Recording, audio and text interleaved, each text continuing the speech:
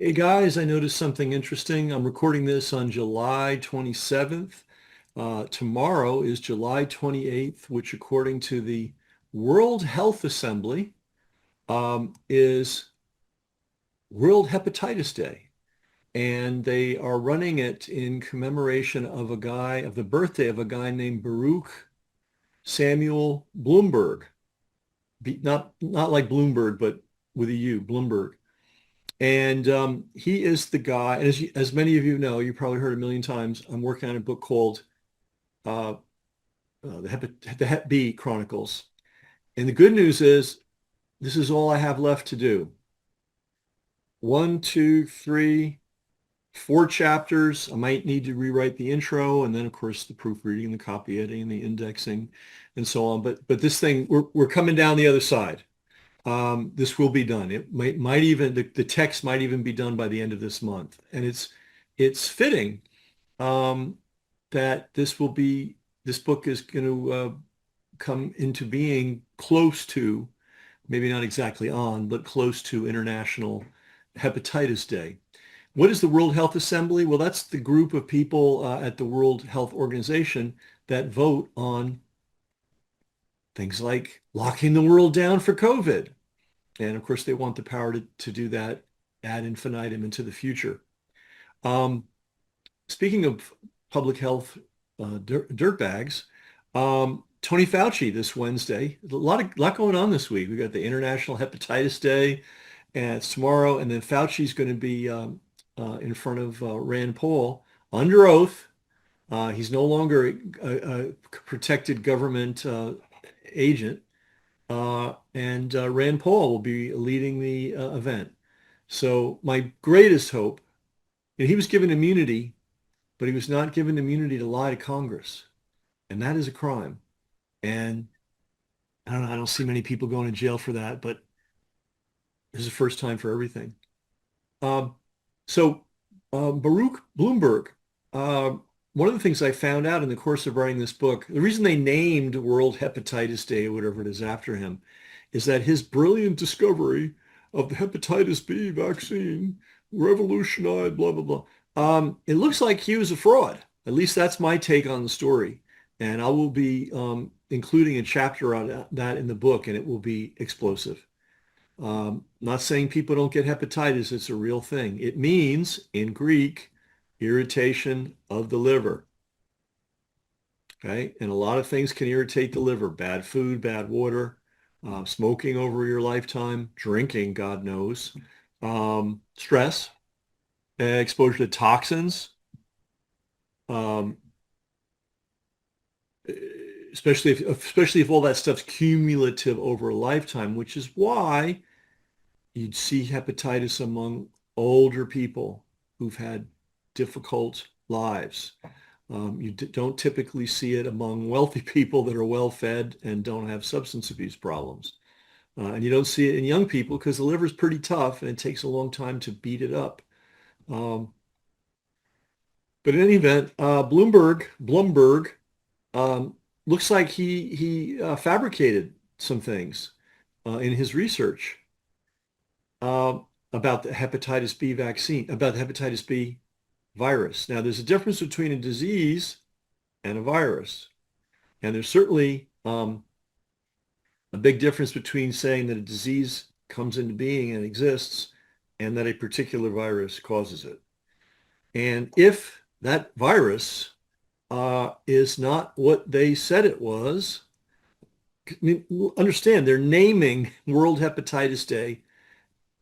They're holding it on his birthday. So this guy's science, so-called science is as fundamental as it gets. Okay. So the book's largely not about science. It's about all the political backroom dealings, which are significant. It's more complicated than a Russian novel, hopefully easier to read. But the amount of chicanery and fraud and dissembling and lying and misrepresentation and backroom politicking that got that hepatitis B vaccine injected into the veins of every newborn, it's epic. It's epic, and nobody's ever told the story before. But anyway, we're close. We're close. The chapter titles fit on a single piece of paper, and I write pretty fast. Everything's detailed, footnoted. You don't have to read the footnotes, uh, but if you want to, they're there. Um, but tomorrow, Wednesday, excuse me, Wednesday, big, interesting day with Fauci being on deck. I will tune in. I mean, it's kind of, in a sense, it's kind of pointless. He and his friends are going to get away with everything. But maybe they won't. That's the cliffhanger. Will they actually put handcuffs on this guy and charge him criminally? Um, uh, you know, Misrepresentation is a felony of a business record. Did you know that? Do you get a number wrong in something and they want to go after you? They can call it misrepresentation of a business record, falsification of a business record. That's enough. That's a felony. That's enough for, federal prison. And God knows he misrepresented more than a few records. So we'll see what happens. We'll see what happens. Is there anything else to say? No, just I hope everybody celebrates World Hepatitis Day in honor of Bernard um, Bloomberg or Baruch Bloomberg, and keep keep praying that I survive and get this book written. I've had so many things thrown at me. I can finally write sitting down again. I had to write standing up for several chapters because my back was so trashed. Um, but the book's going to come out. It's going to be explosive. I'm asking in advance for your support. Support would mean, of course, buying the book, but also talking about it, writing your favorite podcaster and letting them know the book exists. We have a pretty good network now, um, thanks to Fauci's First Fraud, thanks to What the Nurses Saw, thanks to the Nuremberg Code. Um, so it won't be like we're starting from scratch, but every little bit helps because this is the first vaccine they give children. And they give it, if you're not aware of this, they give it the day they're born. And forget about Bloomberg's scientific fraud. There's no medical reason for it. It is purely a public health, make-believe, fantasy construct on the part of literally a handful of, I would call them psychopaths or sociopaths, who were given charge of hepatitis policy. And this is what they came up with. And nobody questions it. Pediatricians don't question it. News media doesn't question it. Most doctors won't question it. So that's why I wrote this book. And I go through it. I go through the whole thing in technicolor detail. And nowhere, anywhere can I find anything that's other than either pure fraud or pure illogic. There is no reason that infants should be injected with the hepatitis B vaccine at birth. And then they do it 2 more times before they're 6 months old.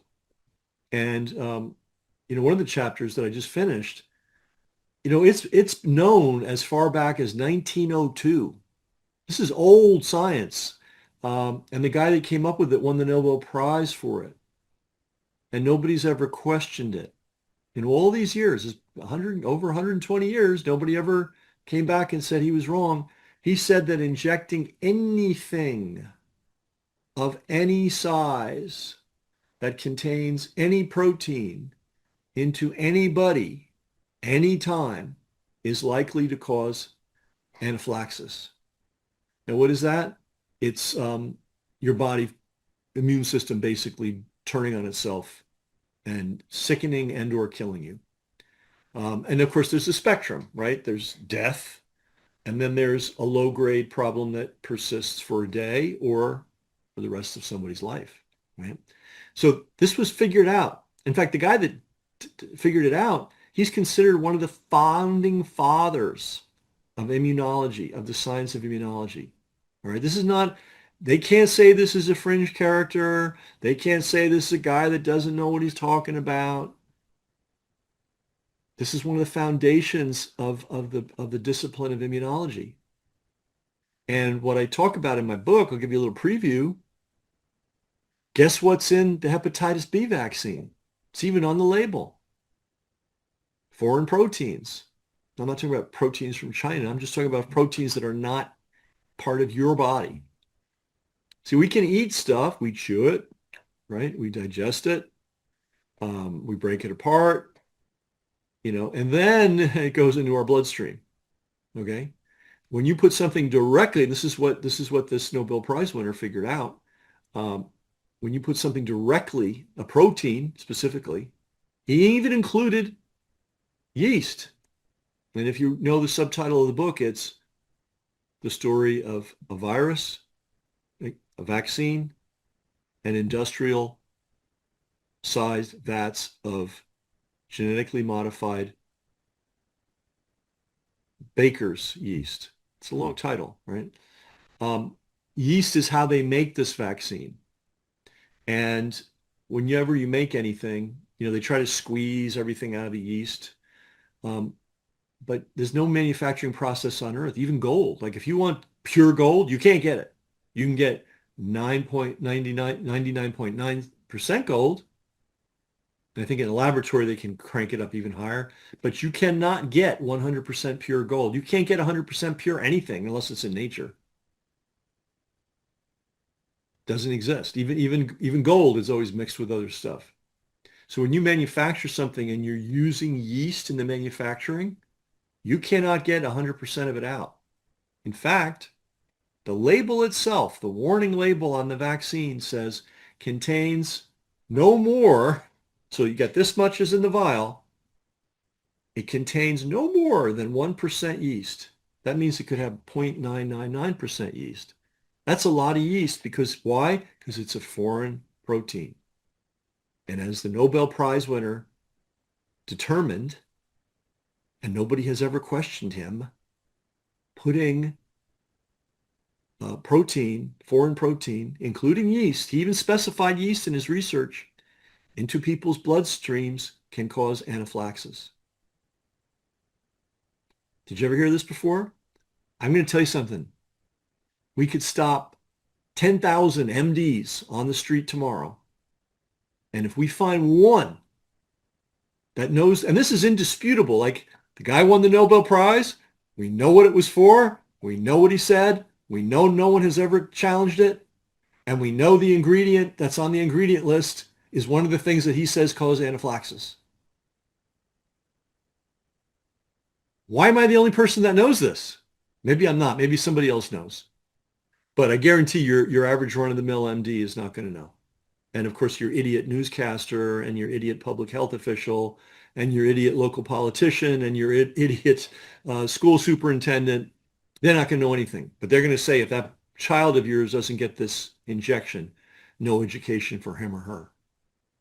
So that's why I did what I did, which is, write this book. It was a lot of work, as all books are. This one harder than all the other books combined, literally. And I've got, I think, 15 books out. This one, the hardest. Take all the work involved in all those 15, and to do this book and do it the way to do it justice, it took this much effort, which is fine with me. Because what's my dream? My dream is that every family in this country has the facts in front of them. And then, you do what you want, or you do what you think is right. But if you don't have the facts, how can you make a proper decision? And nobody has given the families of America or the world this information that's in my book. It just doesn't exist. It's not enough to say vaccines are bad. It's just not enough. I'm sorry. I'm sorry to all my anti-vax, nonprofit friends who collect millions of dollars each year. Like Kirk, it's not a ton of money, but it's not insignificant. That's not enough. You got to go point by point by point by point, vaccine by vaccine by vaccine. Can't can't just say, they're all bad. It's not going to fly. All right. So I'm getting the first olive out of the jar. The hardest thing to get out of a ketchup jar is the first bit of ketchup. I'm getting the first bit of ketchup, or I like the expression, the first olive out of the jar. I'm getting the first olive out of the jar, and then it's up to the rest of that community to carry on with the rest of these. But if this book has success, and I hope it does, not for me, I'm already used to writing books that some have done well, some go nowhere. I'm a philosopher on it. But if it does catch, um, it's going to be really, really hard to sustain the BS surrounding the hepatitis B vaccine in particular. And since that's the first one, it will set families into the habit of saying, I don't think so. We'll pass on this one. Thank you very much. Um, when you realize how serious, there was a news item that came out from CHD, a police detective who'd spent a career investigating the deaths of infants, the sudden deaths of infants. Because that's serious. You got to explain what happened. This baby was alive and now it's dead. What happened? This is serious, and it's a criminal. It requires law enforcement um, investigation, right? That makes sense. She says that in 50% of the cases, the baby is dead within 2 days of a vaccine. 50%. This is anaphylaxis. Just it's all described in my book. Don't worry if that term sounds complicated. It's not. We break it down and make it very simple. And of course, the anaphylactic reaction may not happen in 2 days. It may take a week. It may take a month. And so where would that reaction be coming from? Well, if a Nobel Prize winner 120 years ago told you don't put yeast in people's bloodstreams or you run the risk of triggering anaphylaxis. And if they're doing it to, every child born in this country, if they can, if they try to do it at least, that may explain right there. We don't need 10,000 years of research to understand why some of these children are dying. So my hope is when this book comes out that it will be supported by, of course, my subscribers. But then luckily, we have now connections with other people who have subscribers, and then it will be up to the public. I'm not counting on the nonprofit advocacy groups that collect millions of dollars every year to educate the public on the dangers of vaccines. I'm not counting on any support from them. So this is going to have to go around them. We're going to have to win in spite of them. But I think it's really important, especially as COVID comes up. Remember what a scam that was, and it wasn't just a scam; it was a crime, and it wasn't just a crime; it was a crime against humanity. Hundreds of millions, billions of people around the world. Um, I think they estimated 100,000 children in the developing world starved to death who wouldn't have starved to death which was a horrible way to die for anybody, especially a child. They wouldn't have died had the world economy not been disrupted by the COVID con. And that doesn't count, the suicide. I mean, I'm sure a lot of listeners have experienced this directly. And it's painful to talk about, but suicides of children, the highest rate ever seen, nothing like it in the history of the world. The same people that pulled that scam, not same individuals, but the same club and the same BS. We all know that COVID was BS, right? There was no need to lock down the schools. There was no need to shut small businesses. There was no reason to close churches. There was no reason to force people into multiple injections of this garbage that they produced. No reason for any of it. But that's not the only crime they've committed. And some of the crimes they've committed they have been ongoing and for some reason accepted for decades running based on no science, no medicine, no logic, and certainly no morality. So that's what this book is going to be about. I'm glad it's coming out. I'm going to finish it around the time of World Hepatitis Day. I'm very excited because I haven't written a chapter on Baruch Bloomberg and his fraud. That's coming out. That's a chapter called Twisted Logic. And we're going to reveal a lot of twisted logic in this thing, man. A lot of it. And just remember COVID, how insane that was. None of it made any sense, that nothing was logical on any level, biological, scientific, medical, logistical. None of it made any sense whatsoever. Well, when you dig deep into the hepatitis B vaccine, uh, it's the same story, except this thing goes on without ceasing, under the radar. Nobody questions it. Nobody's allowed to question it. No doctor has got the balls to question it. Um, and it's just going to roll on and on and on and on. So I mean, I don't expect a policy change as a result of this book, but my dream is that as many families as possible have a chance to have this book in their hands, read it, and then make up their own minds about what they want to do with their newborn. You got to remember when you're born, that's the most vulnerable you're ever going to be in terms of your ability to fight off things. Your livers, all the different enzymes in your liver that help you deal with toxins, they ain't all there yet, you know? And I'll leave you with this. This has been kind of rambling, but, I'll leave you with this. They make a big deal that, oh, well, the dose we give to infants is just half of the adult dose. If you do the math, a newborn is 5% the weight of the average adult. And they're giving a vaccine that is half of what you'd give to an adult, i.e., it's even if you buy their insanity, it's obviously exponentially larger than it should be given what an infant, a newborn, is capable of processing by their body. I mean, they've killed infants. You understand? There are babies that would have lived that didn't live because of this. And I have a feeling it's going to be, I hope we see some science on it someday. And I have a chapter on that, which I just finished today, which is called Science Ignored.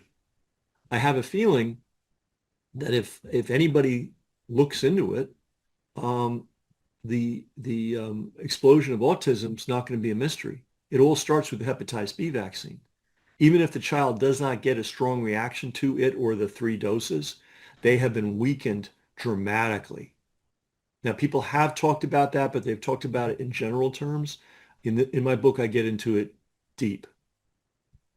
And there's no reason that professional scientists, people that are collecting huge paychecks, can't devote some of their time to this line of thought.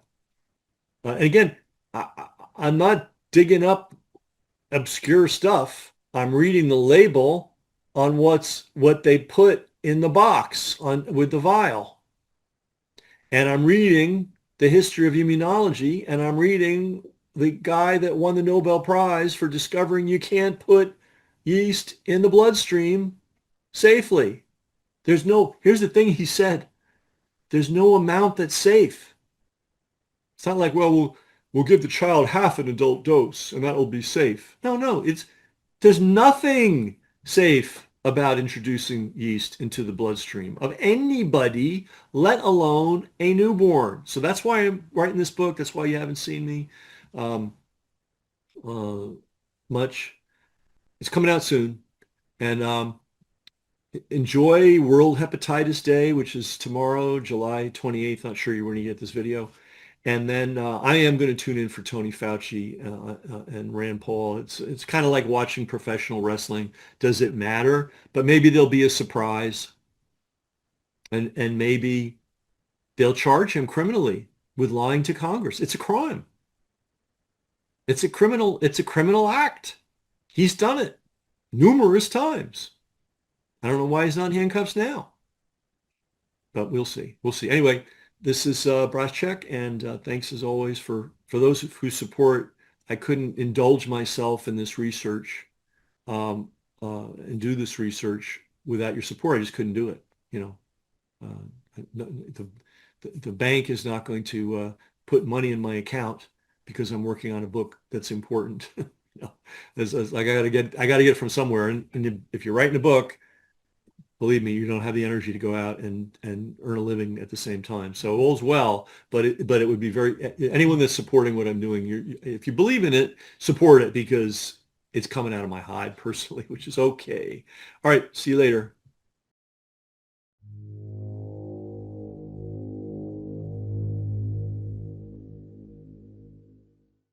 Brass Check TV, free to you, not free to us. We've got a server bill, we've got an email software bill, we've got a tech helper bill, and that happens every month. So to everybody that is supporting us financially, that's paying for their subscription in one way or another, we really appreciate it. If you're not, consider doing so. Everybody's got money for the newspaper and the cable bill and all that. Do you have money for media that's actually serving you? That's really the issue here. And when you help us, it allows us to get this information out to the world. So thanks to all our supporters, and if you're not a supporter already, please consider becoming one.